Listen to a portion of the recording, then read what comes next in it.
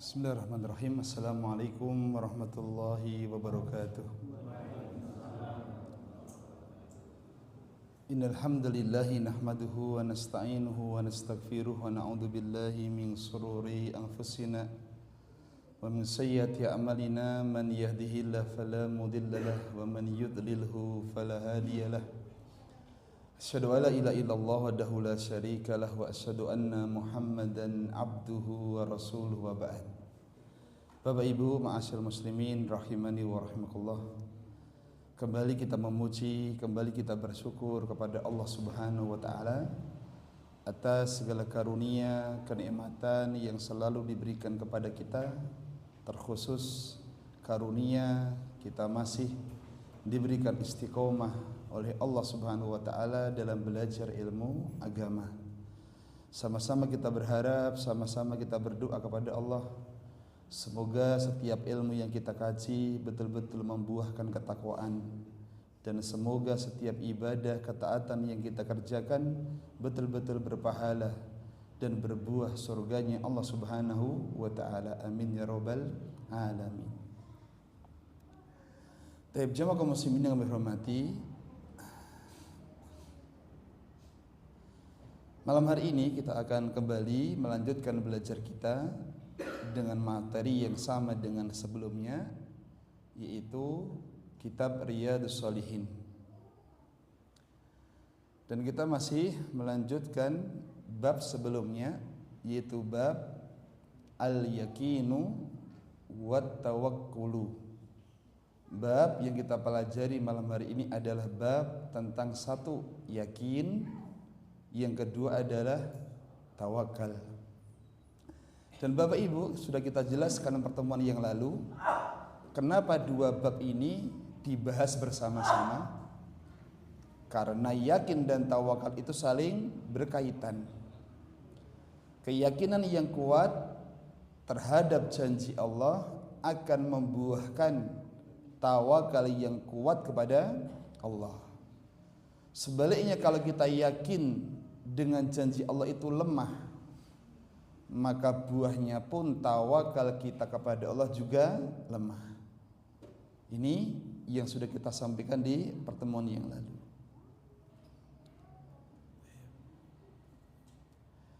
Berikutnya jamaah kaum muslimin, kita akan baca hadis di dalam bab ini. Yang pertama,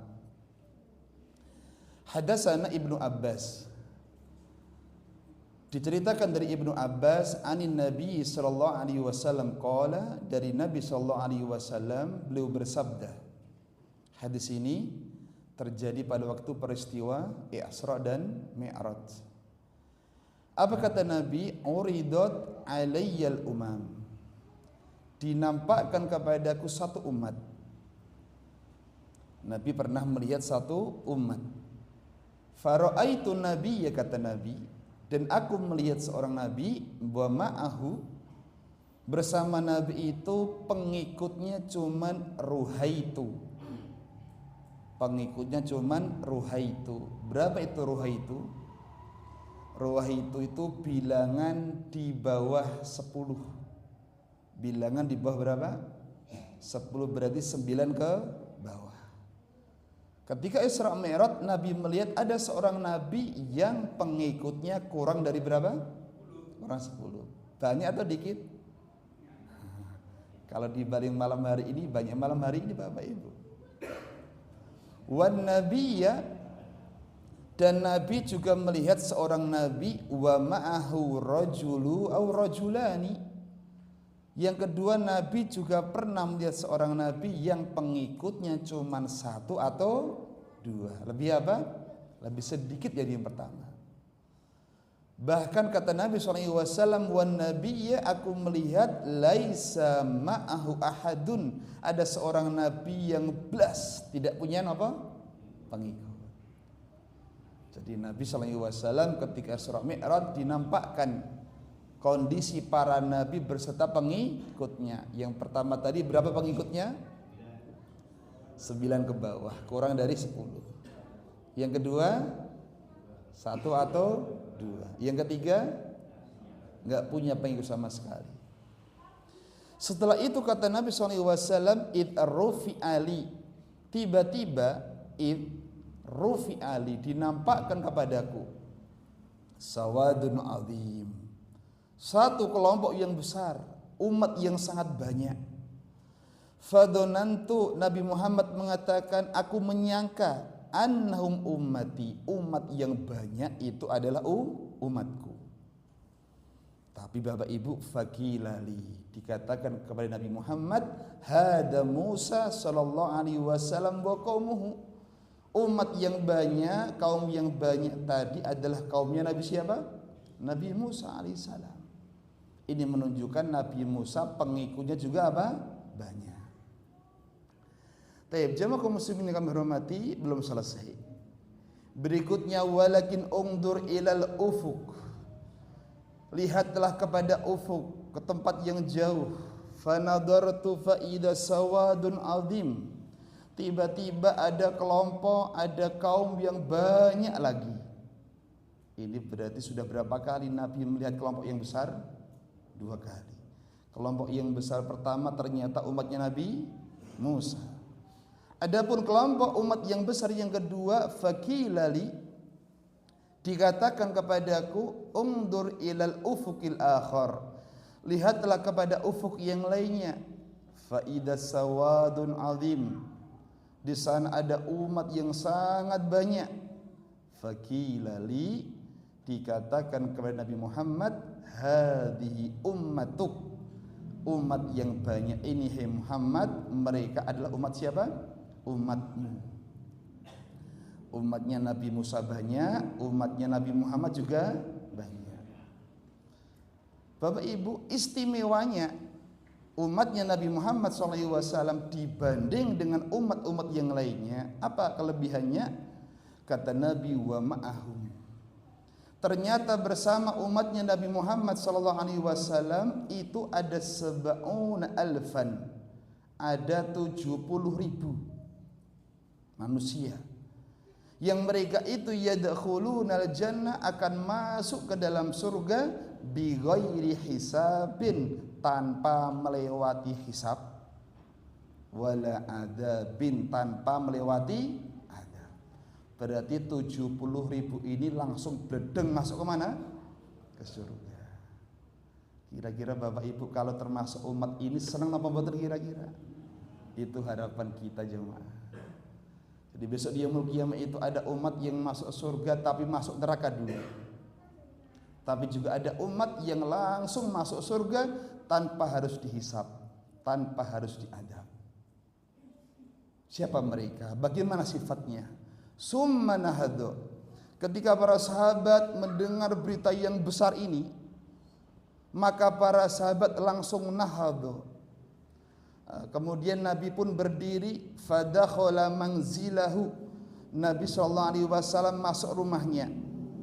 Bapak Ibu, ketika Nabi masuk rumah, fakhadun nas, para sahabat itu langsung berbisik-bisik, berbincang-bincang, sopo yo 70.000 yang besok masuk surga tanpa hisab, tanpa. Ini menunjukkan para sahabat itu semangat atau gak semangat.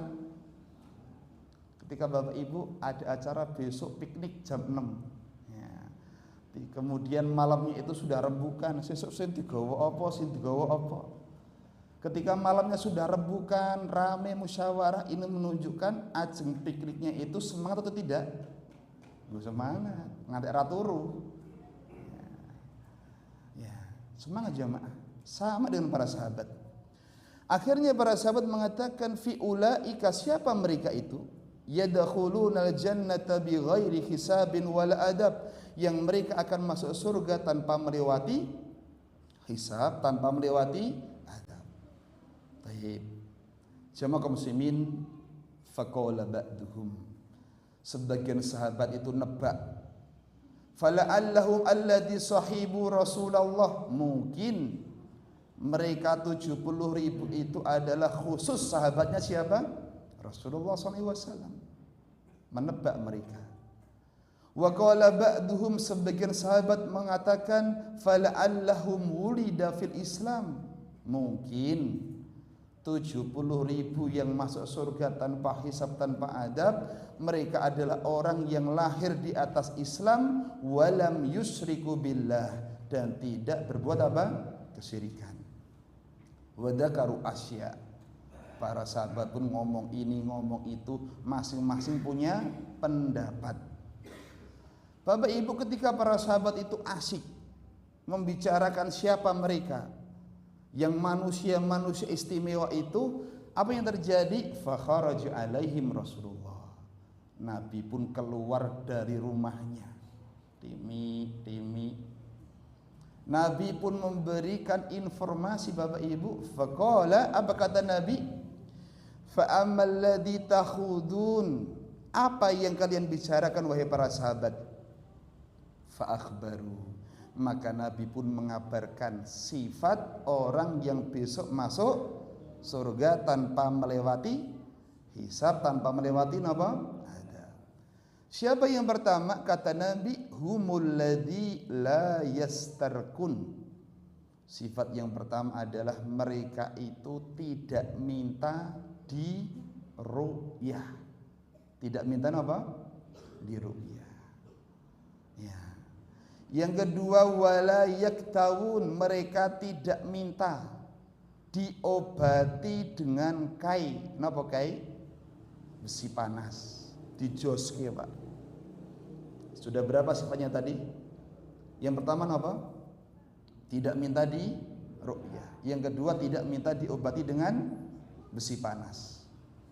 Yang ketiga, wala yatatayyarun, mereka tidak punya sifat tiyaroh. Napa tiyaroh?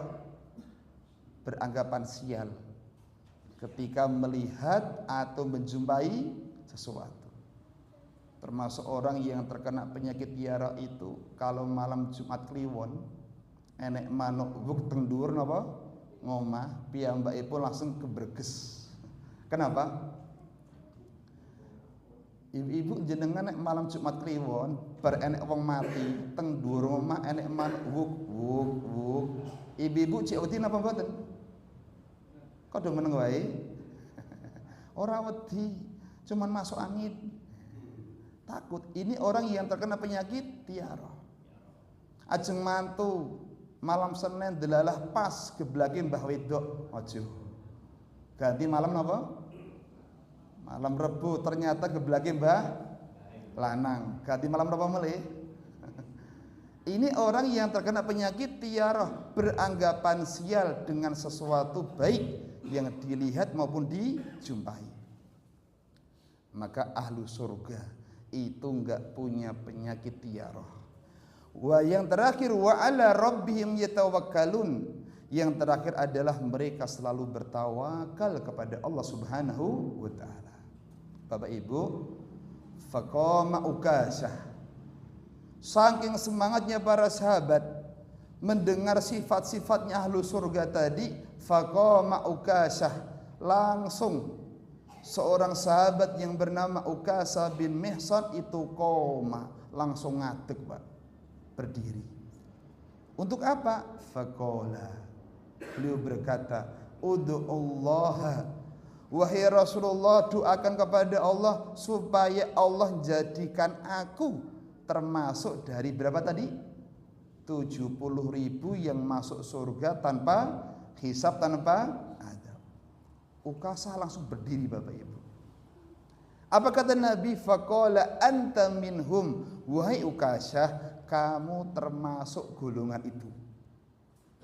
Berarti Bapak Ibu, berdasarkan hadis ini kita boleh mengatakan bahwa sahabat Ukasyah termasuk sahabat yang besok akan apa? Masuk surga tanpa melewati hisab, tanpa melewati adab. Kenapa? Karena sudah dikabarkan Nabi Shallallahu Alaihi Wasallam. Tapi kalau Bapak Ibu matur si fulan pasti masuk surga, angsal apa mboten? Tidak boleh, karena nggak ada nasnya.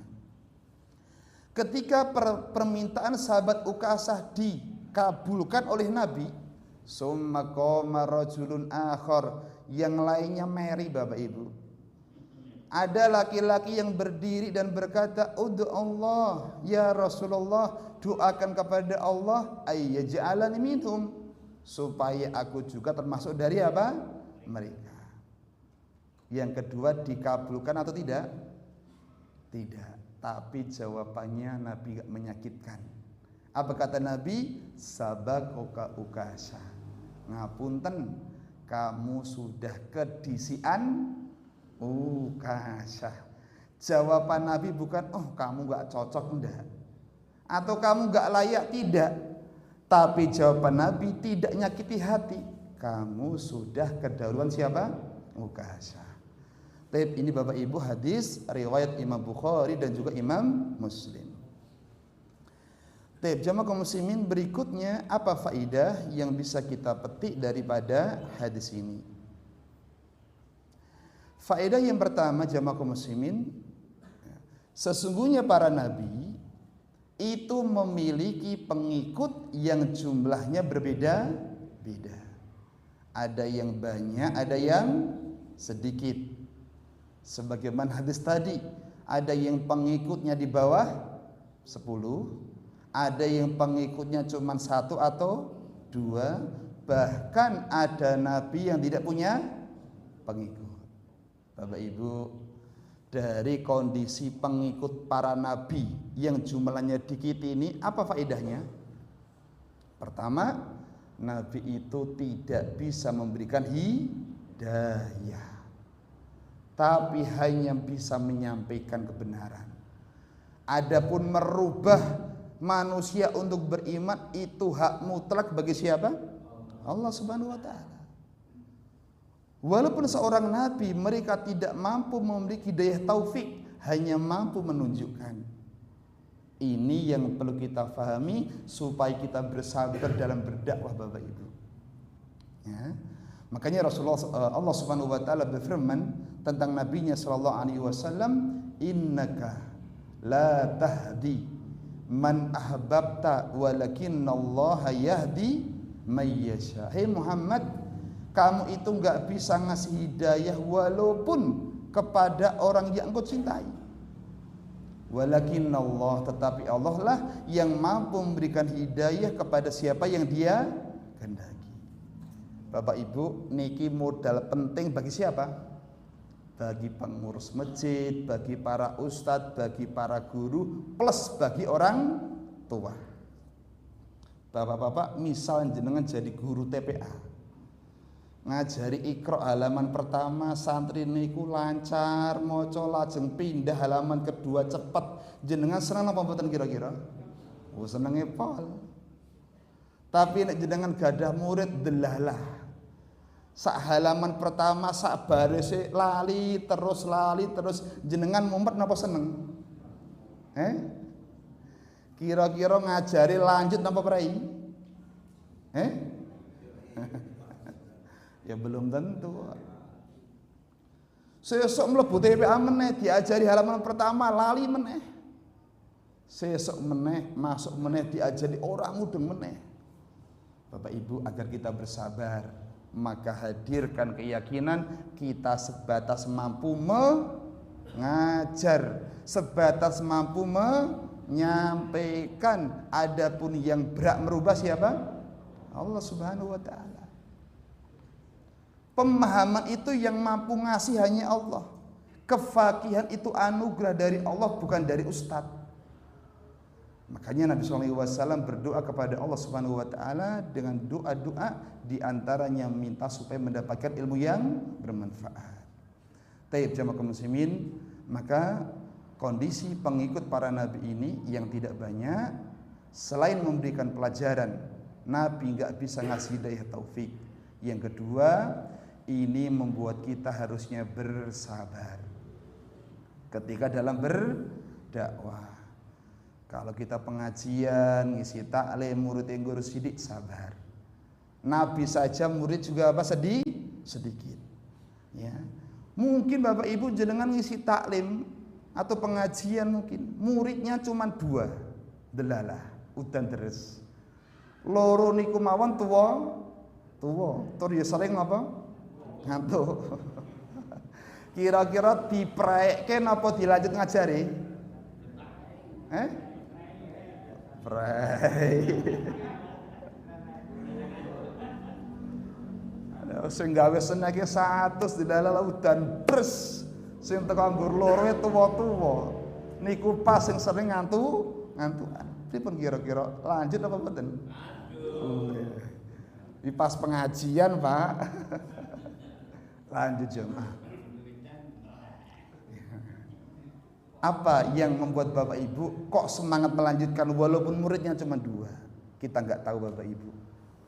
Lewat orang mana kita masuk ke dalam apa? Surga. Kita nggak tahu amal mana yang kita kerjakan yang Allah jadikan sebab kita masuk ke dalam surga. Mungkin lewat murid yang 2 sepuh-sepuh turungantuan itulah Allah bukakan bagi kita itu apa? Surga. Maka bersabarlah. Ya, kita nggak tahu lewat orang mana, lewat jamaah mana kita dimudahkan masuk ke dalam surga. Memang Bapak Ibu, seorang pengajar, seorang orang tua, seorang ustadz itu butuh kesabaran. Di antara bekal agar kita bisa bersabar, lihat para nabi saja ada yang 2 pengikutnya.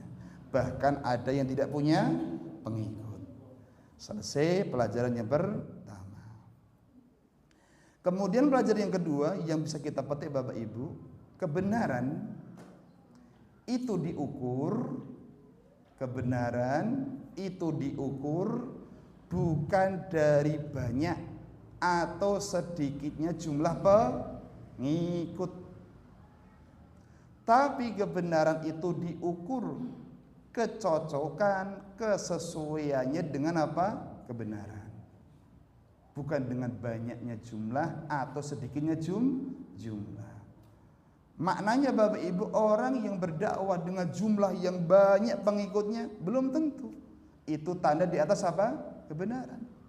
Atau sebaliknya orang berdakwah dengan pengikut dikit itu juga belum tentu itu di atas kebatilan. Karena benar tidaknya dakwah ukurannya bukan banyak apa? Pengikut. Sekarang kalau ukurannya banyak pengikut Bapak Ibu, tadi Nabi pengikutnya berapa? Enggak ada 10. Berarti Nabi itu benar atau salah? Ya benar. Kemudian ada Nabi yang cuma berapa pengikutnya? 2. Berarti yang disampaikan Nabi benar atau salah? Ya pasti benar. Apalagi Nabi yang tidak punya pengikut. Maka Bapak Ibu termasuk salah satu ciri orang-orang jahiliyah. Keyakinan mereka adalah berdalil dengan apa yang dipegangi kebanyakan orang. Pokoknya orangnya banyak itulah yang benar. Ini termasuk keyakinan dari orang-orang masa jahiliyah sebelum diutusnya oleh Allah Subhanahu wa taala dengan para rasulnya. Jamaah kaum muslimin, kita lihat berapa jumlah pengikut kaum Nabi Nuh. Kaum Nuh itu Nabi Nuh itu berdakwah kepada umatnya berapa tahun? 100 kurang 50. Berarti berapa? 150 tahun. Pengikutnya banyak atau dikit? Dikit. Kata Allah Subhanahu wa taala dalam surat Hud ayat 40. Apa kata Allah? Wa ma amana ma'ahu illa qalil. Dan tidaklah beriman bersama dengan Nabi Nuh illa qalil, kata Allah, kecuali hanya qalil, hanya apa? Sedikit. Kalau pengikutnya Nabi Nuh itu sedikit, berarti dakwah Nabi Nuh benar atau salah? Benar. Nabi kok. Ini menjadi dalil ukuran benarnya dakwah bukan jumlah pengikut. Baik. Yang lainnya, Allah Subhanahu wa taala juga mengatakan dalam ayatnya di dalam surat Al-A'raf ayat 187. Apa kata Allah Subhanahu wa taala? Walakin aktsarun nasi la ya'lamun. Kata Allah Subhanahu wa taala, akan tetapi kebanyakan manusia itu tidak tahu. Allah mengabarkan kebanyakan manusia tidak apa? Tahu. Berarti manusia itu antara yang tahu sama yang enggak tahu banyak mana? Banyak yang enggak tahu. Kalau ukuran benar itu dihitung dari jumlah, tentunya yang tidak tahu itulah yang di atas apa? Kebenaran. Baik Bapak Ibu, untuk itulah ini menjadi pencerahan kepada kita semuanya, berdakwah itu berapapun jumlah pesertanya, berapapun jumlah pengikutnya, tetap jalan. Selama kita yakin yang kita bawa suatu apa? Kebenaran. Karena hidayah itu di tangan Allah Subhanahu wa taala. Baik, Bapak Ibu yang kami hormati, sedikit informasi Bapak Ibu sebagai motivasi. Dakwah, terutama dakwah di Solo ini Masya Allah banyak kemudahan jemaah. Ya, tempatnya nyaman, jalannya sudah halus, banyak lampu. Ada seorang ustadz yang mengisahkan beliau ini berdakwah di luar Jawa Bapak Ibu. Dari tempat turunnya armada ke tempat lokasi itu harus jalan kaki, pakai sepatu bot. Itu pun harus menempuh jalan yang berlumpur. Bayangkan Bapak Ibu. Dan sampai sana itu ternyata banyak yang sudah masuk Islam tapi pakaiannya tidak seperti pakaian kita. Ada yang hanya pakai cawat saja. Masih banyak jamaah kaum muslimin. Maka sungguh enak kalau kita berdakwah, terutama daerah apa? Solo sekitarnya. Ya, fasilitas mudah, jalannya halus. Maka bagi bapak-bapak ibu-ibu yang memang saat ini di medan dakwah, teruslah bersemangat, ya. Dan semoga dengan semangat kita, kesabaran kita, Allah berikan apa? Pertolongannya. Lanjut, kita masuk pada faidah keberapa?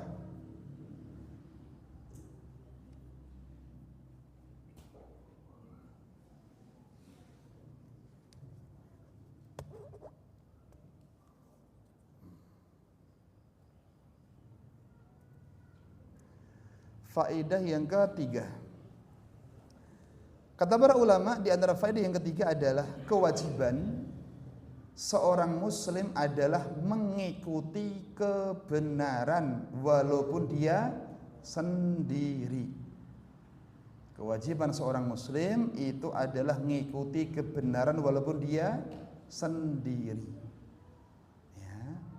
Bapak Ibu yang hormati, jadi ketika kita mengamalkan suatu amalan dan ternyata banyak orang yang belum mengamalkannya, selama kita yakin itu suatu kebenaran, amalkan.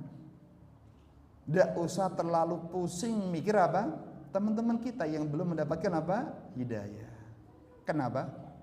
Karena kita besok di hari kiamat akan menghadap Allah dalam kondisi sendiri. Tidak bawa teman Bapak Ibu.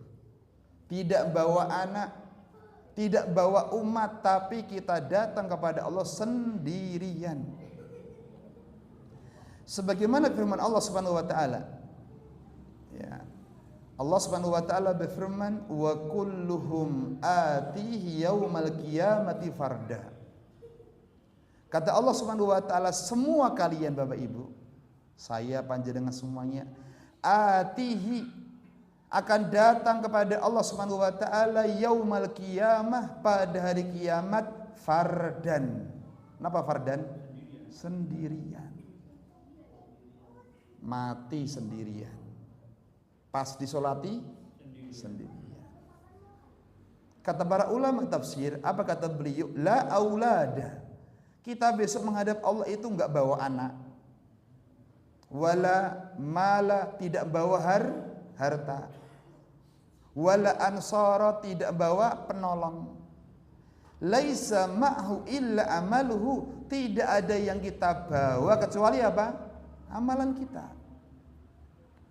Fayujazihillah, Allah akan balas amalan itu, Allah akan menghisab amalan itu. Kalau amalannya baik, balasannya kebaikan. Kalau amalannya jelek, balasannya kejelekan. Sebagaimana dalam ayat yang lainnya, walaqad ji'tumuna furoda kama khalaqnakum awwala marrah. Sungguh kalian akan datang kepada kami dalam kondisi furoda. Kenapa furoda? Sendiri. Sebagaimana jenengan dulu diciptakan pertama kali. Bapak Ibu masih kemutan, dulu lahir ceprot niku dewean atau ada temennya? Sendiri. Ketika dulu kita lahir sendiri, besok pun kita mati juga sendiri.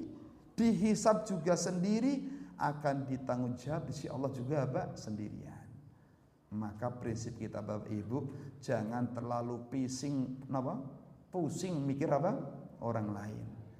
Pokoknya mari sama-sama kita perbaiki diri kita, agar ketika Allah menjemput kita, kita sudah banyak bekalnya. Mikir orang itu nggarai tenang napa nggarai mumet? Mumet Bapak Ibu. Lah wong manungsa niku beda-beda. Ya, jangan kan mikir orang lain, mikir yang dekat-dekat juga demikian. Taib. Jamaah kaum muslimin kami hormati, sebagian para ulama terdahulu mereka mengatakan Bapak Ibu, alaika bitariqil haq, hendaknya engkau menempuh jalan kebenaran. Wala tastauhis liqillatis salikin, jangan engkau berkecil hati dengan sedikitnya orang yang mengikuti jalan itu. Kata beliau, wa iyyaka wa tariqal batil, hati-hatilah dari jalan kebatilan. Wala takhdara bi kathratil halikin, jangan tertipu dengan banyaknya orang yang ngikuti. Prinsip kita Bapak Ibu, selama baik, selama benar, yuk kita jalankan walaupun sedikit teman kita. Jangan tertipu dengan banyaknya orang. Karena para nabi pun pengikutnya juga sedikit. Ini sebagai penguat untuk kita semuanya yang kadang berdakwah sedikit jamaahnya, kadang berdakwah tidak ada jamaahnya. Baik, jamaah kaum muslimin kami hormati. Kemudian berikutnya yang ketiga, di antara faedah yang ketiga adalah keutamaan sahabat Ukasah bin Mihsan. Beliau termasuk seorang sahabat yang untung, yang bejo. Kenapa? Karena sudah dikabarkan Nabi, walaupun masih hidup, termasuk orang yang besok masuk ke dalam surga, bahkan tanpa melewati hisab, tanpa melewati azab. Ini keberuntungan beliau sahabat Ukasah bin Mihsan. Jamaah kaum muslimin yang kami hormati, mungkinkah kita bisa mendapatkan seperti beliau? Sangat bisa. Gimana caranya? Contoh, teladani sifat-sifat orang yang masuk surga tanpa hisab, tanpa azab. Ya.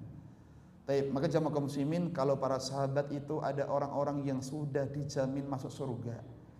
Makanya di antara perintah dari perintah Allah, kita ini diperintahkan untuk mengikuti mereka yang sudah jelas dijamin masuk ke dalam surga. Ya, Allah memerintahkan kepada kita untuk mengikuti mereka, orang-orang para sahabat yang mereka sudah jelas-jelas dijamin masuk ke dalam surga. Ikuti mereka. Allah Subhanahu wa taala sebutkan dalam surat At-Taubah. Suratnya surat At-Taubah. Was-sabiqunal awwaluna minal muhajirin wal ansar. Kata Allah Subhanahu wa taala, orang-orang yang terdahulu masuk Islam dari kalangan muhajirin wal ansar. Satu. Walladzina taba'uhum, dan orang-orang yang ngikuti mereka.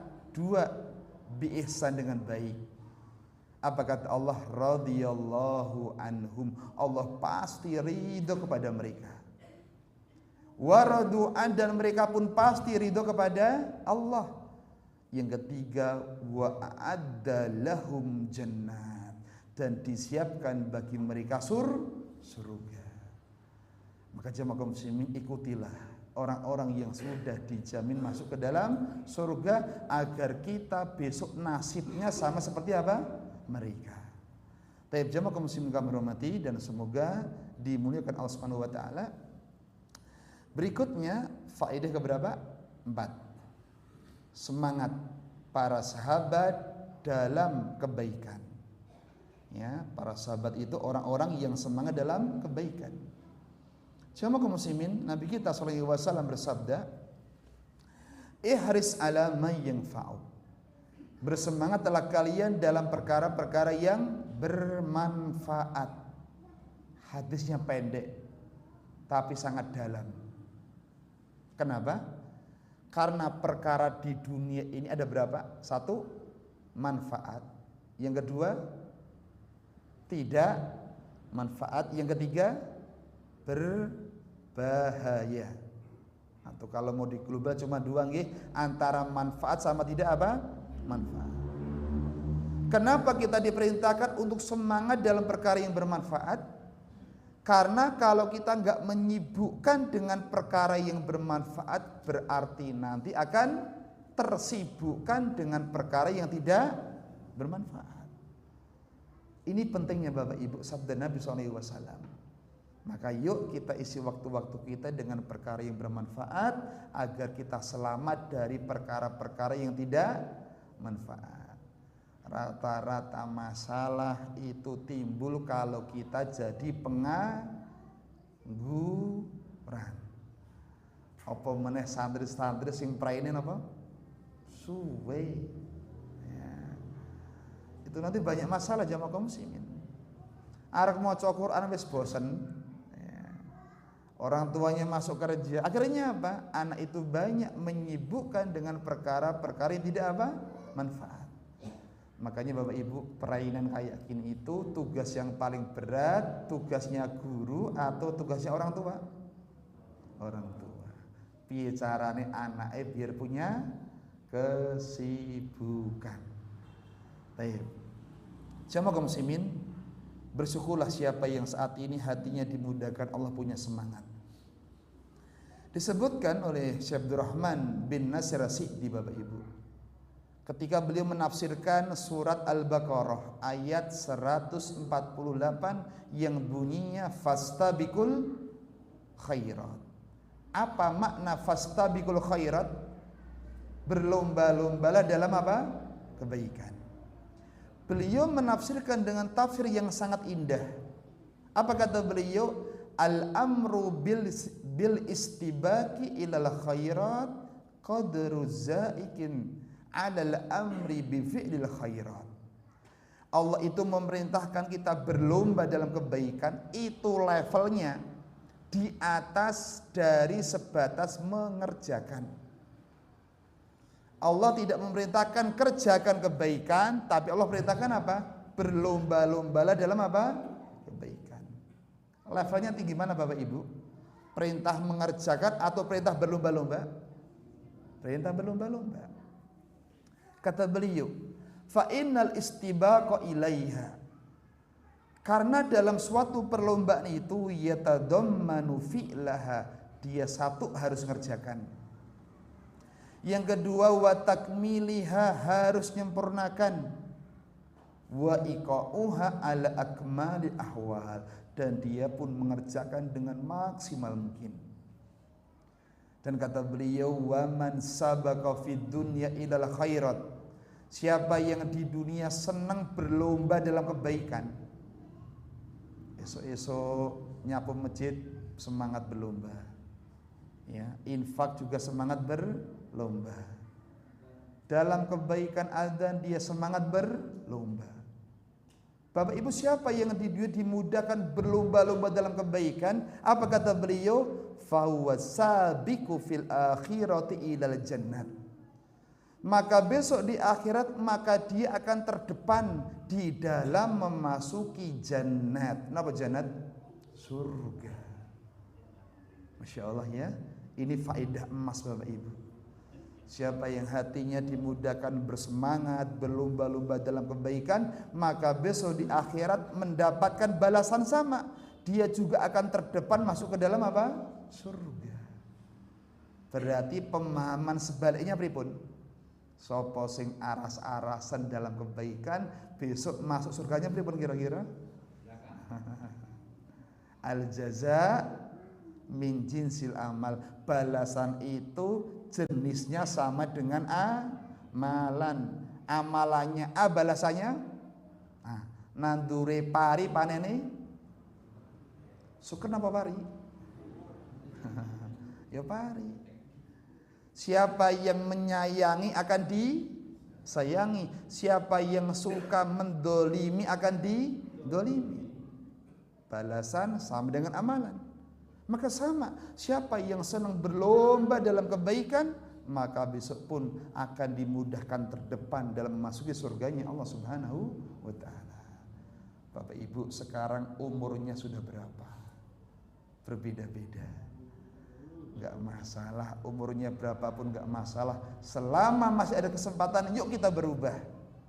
Kalau kemarin kalau kita belum punya sifat berlomba-lomba, yuk di sisa umur kita berlomba-lomba. Semoga di sisa-sisa umur kita Allah jadikan umur yang terbaik untuk kita semuanya. Baik, jemaah kaum muslimin, ini faedah yang keempat. Yang terakhir dari faedah hadis Bapak Ibu, hadis ini menjelaskan keutamaan satu tidak minta diru'yah. Beda loh nggih. Berarti meru'yah diri sendiri sama minta diru'yah, beda atau sama? Beda. Kalau orang itu minta diru'yah, ada bentuk tergantungan kepada manusia. Yang kedua, keutamaan tidak tatayur, tidak punya sifat beranggapan apa? Sial. Ya. Yang ketiga, keutamaan sifat tawakal kepada Allah. Inilah 3 sifat. Yang keempat tadi tidak berobat dengan apa? Besi panas. Itu sifat-sifat yang menyebabkan besok masuk surga tanpa apa? Hisab dan tanpa adab. Bapak Ibu, kata para ulama, ya, kata para ulama 4 tadi itu sumbernya kembali kepada satu. Apa itu? Tawakal kepada Allah. Orang yang tidak minta diru'yah, itu berarti dia tidak pengen bergantung pada manusia. Orang yang tidak minta diobati dengan kai, berarti tidak pengen bergantung kepada manusia. Orang yang tidak beranggapan sial, berarti dia tidak bergantung kepada selain Allah. Semuanya muaranya satu, wa ala rabbihim yatawakkalun. Hanya bertawakal kepada siapa? Allah Subhanahu wa ta'ala. Guru papat Bapak Ibu, gampang napa angel? Tatoyur, Bapak Ibu cek punya sifat tatoyur napa mboten? Dicek. Coba sesuk mantune bulan Suro wani napa mboten? Coba nggih kapan-kapan Jamal Huda mantu bareng bulan apa? Suro. Ketoke niku mengke sing nyumbang malah napa? Wadah, mergo liyane ra enek sing napa? Dan jamaah kaum muslimin, orang itu kalau sudah terkena penyakit tiarah, uripe susah jamaah. Arek mangan sate, enek cecak ciglok, ra sida napa? Mangan. Lajeng metu ka omah, ajeng kerja, numpak motor nabrak kucing, akhirnya napa? Bali. Deg-degan. Napa melih? Ajeng matu golek dina ya susah. Lah nek keluargane 7 wis mati kabeh, ngepasi geblak kabeh pripun kira-kira? Matune kapan Bapak Ibu? Berarti nek matu niku sayane dinten apa? Oh dinten Minggu. Dinten prei. Berarti rasa golek dina prei mawon. Bapak Ibu, niki pun ada nama dereng. Sak menit nggih.